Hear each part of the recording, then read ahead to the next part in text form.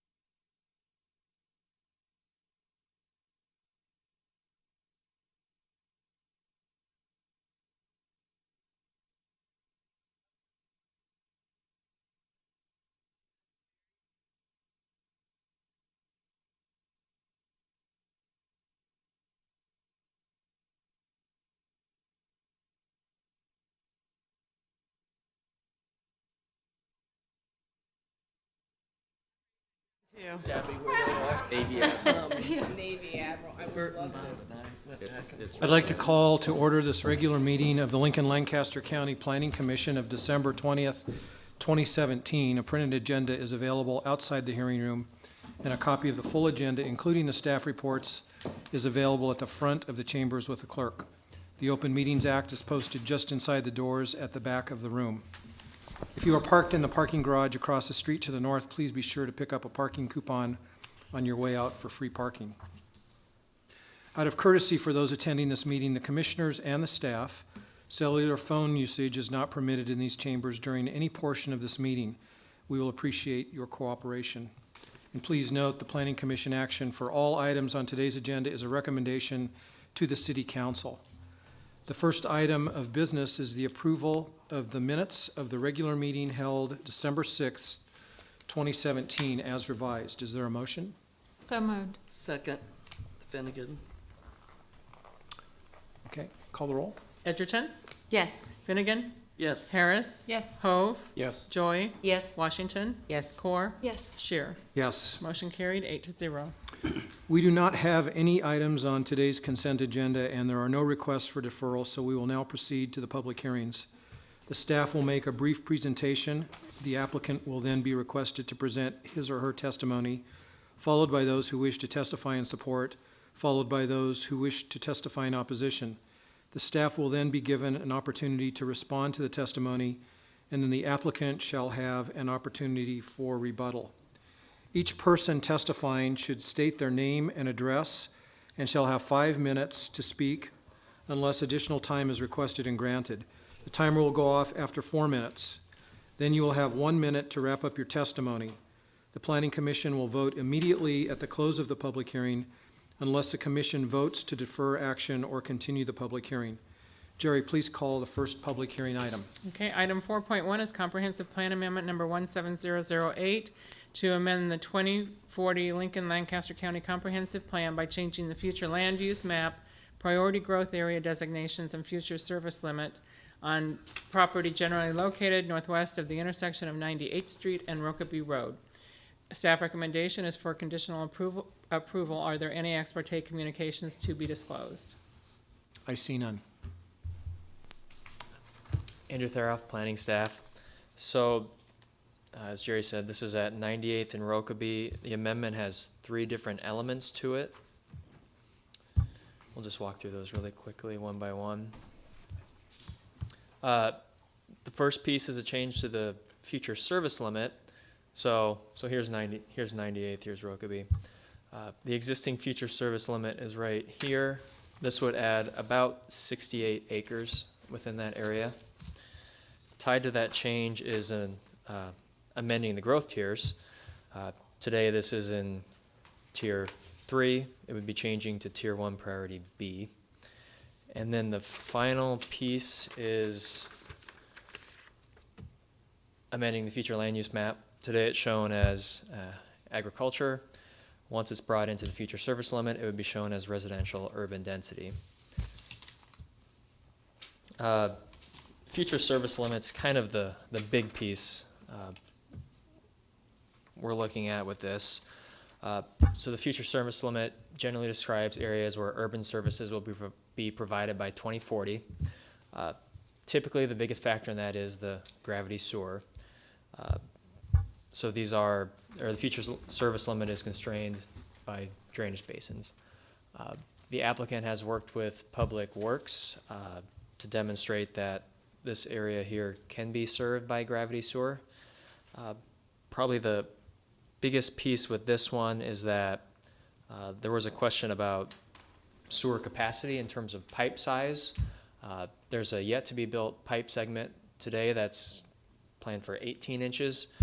That wouldn't be quite big enough to handle all of the waste from this new development. So the developer has committed to upsizing that portion of the pipe from 18 to 21 inches. So associated with this, we will have a development agreement that basically says the developer will pay for that sewer pipe upsizing, and that will just need to be signed before city council action. Do we have any questions? Questions? I do. The proposal, so the sewer line that was planned right now was planned at 18 inches, but that didn't include any of this development. And so there was a little bit of space within that. Yeah. It sounds like when it's upsized from 18 to 21, there's no extra space. Yes, I believe that's correct. This will take up all the capacity of the upsized sewer line. And so what would the city propose to do? I mean, how much space was there beforehand? I think there was about 50 acres of available capacity in that sewer line in the 18-inch main. Right. So now when we're going up to 21, that's adding the extra 18 or so acres. So that will basically cap it. Yeah, so the math sounds good, except for the city had a cushion before the applicant came forward, and I'd like to know, has the city ever considered asking for that amount of cushion to be reinstated? I'll probably defer to Public Works to talk about how that works.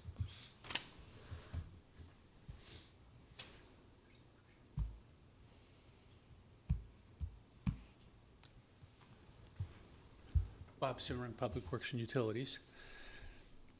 We do have built into that a small buffer. And in this particular instance, the greater issues are going to run out of gravity, so the additional space isn't really going to be, there shouldn't be any demand on that. Okay. All right, thank you. Other questions? I guess I want to piggyback on that a little bit, because that makes me think, what if the area right up above there to the north wants to come in and do the same thing? There's not going to be any capacity in that pipe then. I mean, could they then come in and say, well, we want to make it from 21 to whatever the next size is? If they could get it to work by gravity, I mean, there's a lot of variables that would go along with that. It's the gravity sewer, and then it's the pipe capacity as well. I mean, if they could get that to work by gravity, and they could find the capacity, that we could have another amendment like this potentially. But Okay, thanks. Other questions? Okay. Applicant?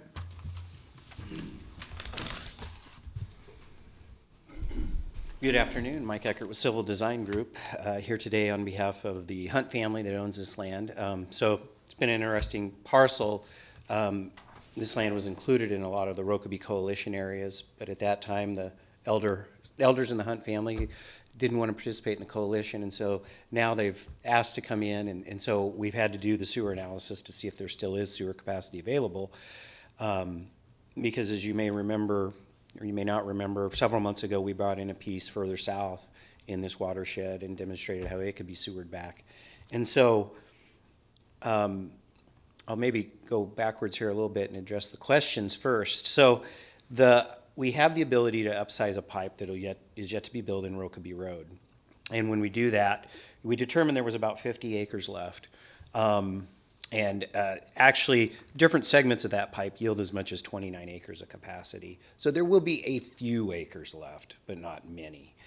And then I'll put this map up, and it might best explain what's going on in relation to your question, Tracy, on the part to the north. So this is kind of the basin line for the whole, what we had called the Rokeby Coalition comes down here. This is the upsizing of the line right here that will be built next year. that'll be upsized to provide capacity for the Hunt piece, which is here. Now, the Hunts actually own clear up to here, and there is one 10-acre parcel here that's not owned by them.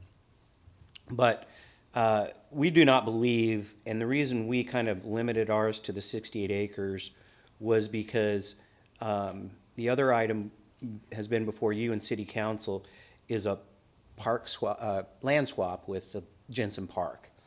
And so 2 years ago, we anticipated bringing a sewer line through Jensen Park right here, wrapping around, serving the north piece of the Talcott land here, and then it would come in and serve the Hunt land.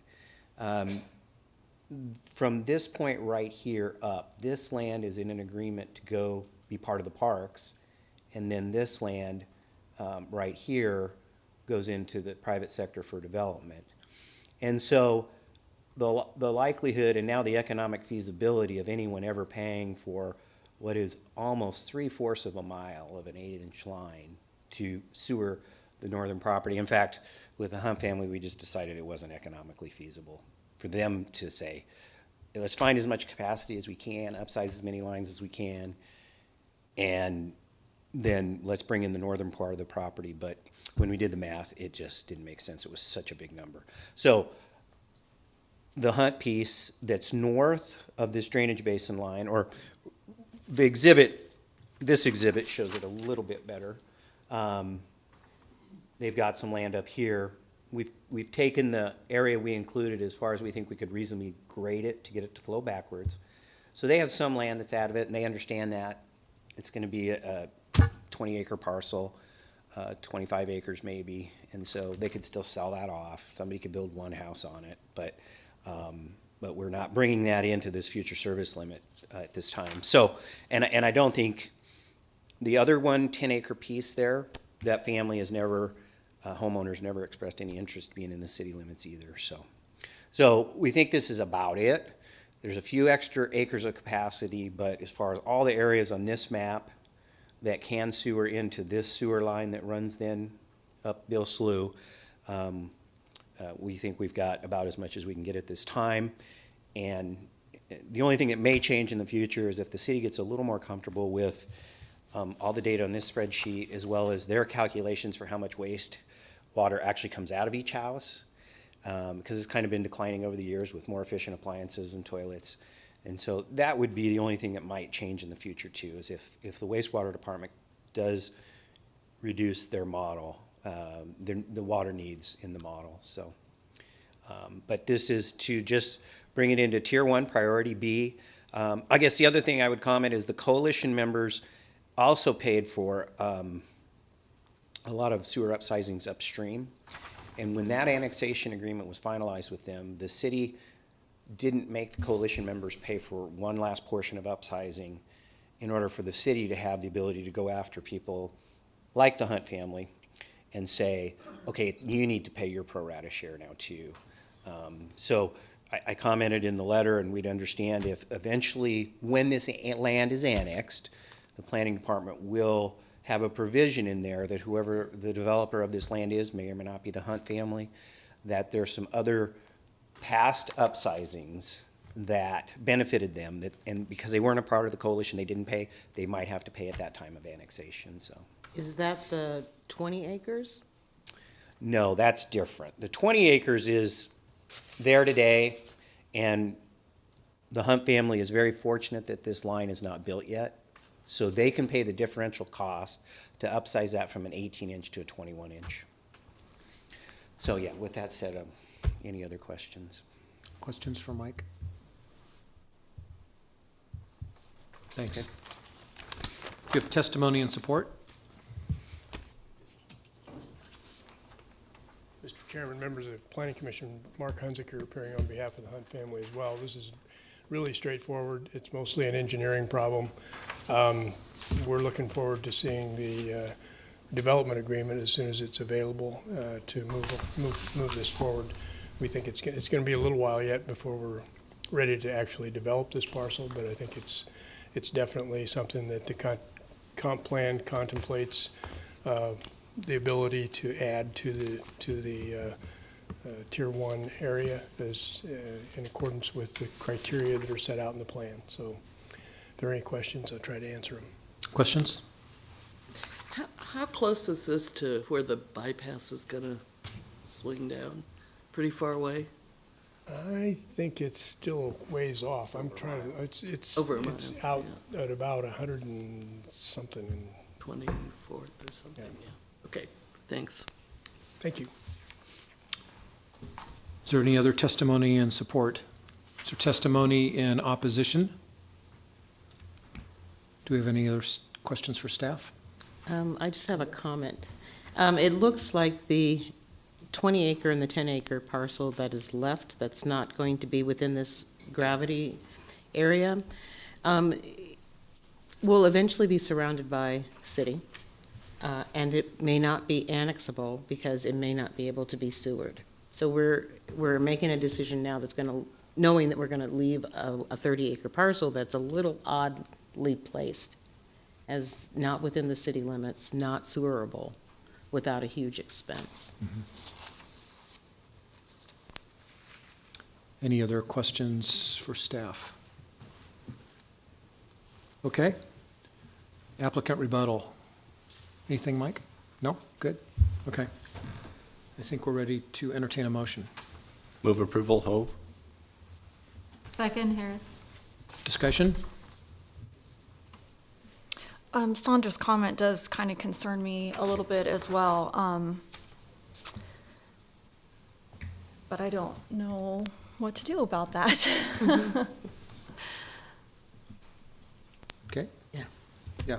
It's a good comment. It's good information to know and be aware of. Anybody else? Discussion? Okay. I think this is a good movement. It does comply with all of our comprehensive plan criteria. I think Sandra does make a good point, and it's good to know those things, but I don't know about solutions, so that's for another day, I think. So I think we're ready to vote. Okay, this is for conditional approval of comprehensive plan amendment number 17008. Edgerton? Yes. Finnegan? Yes. Harris? Yes. Hove? Yes. Joy? Yes. Washington? Yes. Core? Yes. Harris. Or, I'm sorry, Shear. Yes. Motion carried 8-0. Next item is item 4.2, changes zone number 17036 from AG Agricultural District to R3 Residential District on property generally located at South 33rd Street and Wilderness Hills Boulevard. Staff recommendation is for approval. Are there any ex parte communications to be disclosed? I see none. Before we get started on this particular item, Steve Hendrickson with the Planning Department. We wanted to introduce Desi Redmond, who is our new planner, started a couple of weeks ago, and this is her first application before you. We wanted to start off something kind of basic and straightforward before we got into the more complicated things like you had last week that took 7 hours.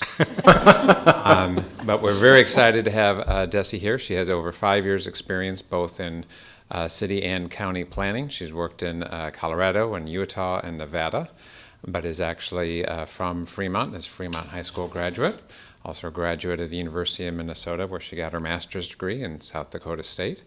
So she will be covering the southwest part of Lincoln, where previously Rachel Jones was covering the items. Rachel will now be covering the north part of Lincoln, where previously Andrew was covering things, who is now working in the long-range section. So we're very pleased to welcome Desi. You'll probably be seeing her in future items as well. Very good. Welcome. Welcome. Aye. Thank you, Commissioners, and thank you, Steve.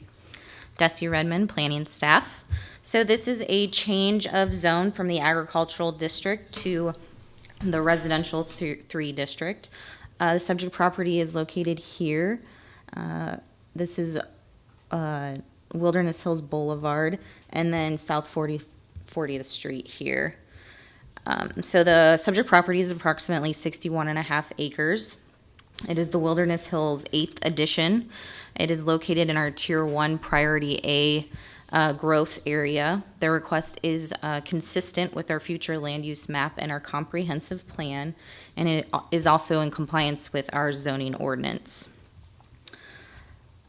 So you can see to the west of the subject property, there is currently some residential development. So essentially, this is an extension to the east of residential uses.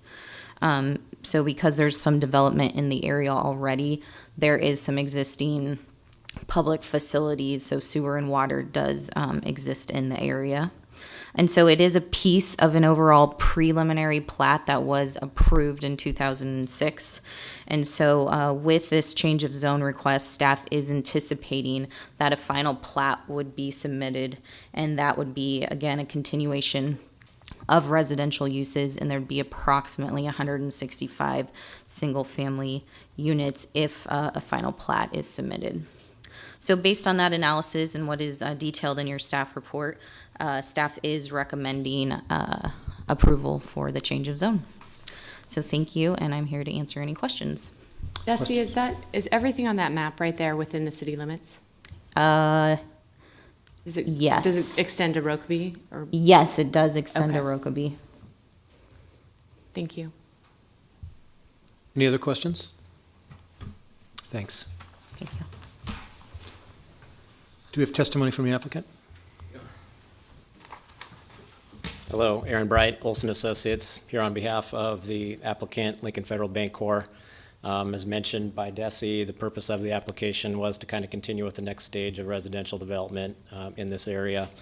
This is all in accordance with the approved Wilderness Hills preliminary plat and also consistent with the land use. And we are currently kind of going through the final platting process and design process for that 8th edition that Desi was describing, and would answer any questions you guys may have.